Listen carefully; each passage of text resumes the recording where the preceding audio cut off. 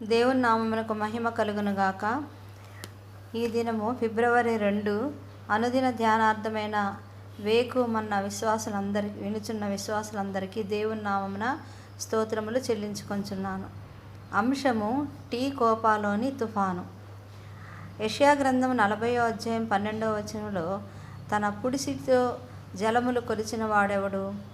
శ్రమల మార్గముల గుండా ఎవరైతే వెళ్ళుచున్నారో అట్టి వారికి ఈ వాక్యము మహాధైర్యమునిచ్చును. దేవుని వాక్యములో, నీవు జలములలో బడి దాటినప్పుడు నేను నీకు తోడయిందును, నదుల్లో బడి వెళ్ళినప్పుడు అవి నీ మీద పొర్లిపారవని యెషయా గ్రంథం 43:2వ వాక్యంలో చెప్పబడిన రీతిగా పరిశోధనలు, జలములు, తుఫానులు, వరదలు మొదలగు వాటిని పోల్చబడి ఉన్నవి. ప్రపంచంలోనున్న జలములన్నిటినీ మన సర్వశక్తి గల దేవుడు తన చేతి పుడిసిటిలో పట్టుకొనగలిగినప్పుడు, సముద్రంలోని నీళ్లలో ఒక బొట్టు నీటి బిందువు వలె ఉన్న మన యొక్క శ్రమలు ఏ విధముగా చేతనైనను మన యొక్క ఆత్మీయ జీవితమునకు భంగము కలిగించలేవు, దానిని నశింపచేయను లేవు.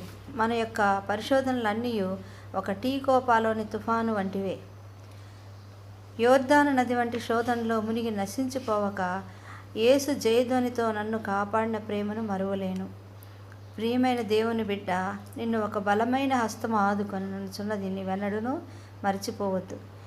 నీతి అను నా దక్షిణ హస్తమును నిన్ను ఆదుకొందును అని యెషయా 41వ అధ్యాయం 10వ వచనంలో చెప్పబడిన రీతిగా మన ప్రేమగల దేవుని యొక్క హస్తములు ఎంతో విశాలమైనవిగాను శక్తివంతమైనవిగాను ఉన్నందున ఏ అపవాది కూడా ఆయన హస్తములో నుండి మనను అపహరింపచాలడు.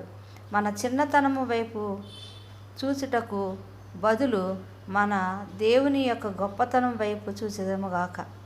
మన బలహీనతను చూచుటకు బదులు మన దేవుని యొక్క బలము వైపు చూచెదముగాక. మన స్వల్ప పరిమితుల వైపు అనగా లోపముల వైపు చూచుట కంటే మన కొరకు ప్రభువు ఉంచిన అంతులేని అపరిమితమైన కృప వైపు చూచెదముగాక. కీర్తనకారుడు చెప్పిన విధముగా మన జీవితములను కూడా అద్భుతమైనవిగా మార్చగల గొప్ప మహత్యము గల అద్భుతవంతుడైన దేవుడు మనకున్నాడు. దేవుని నామమునకు మహిమ కలుగునుగాక.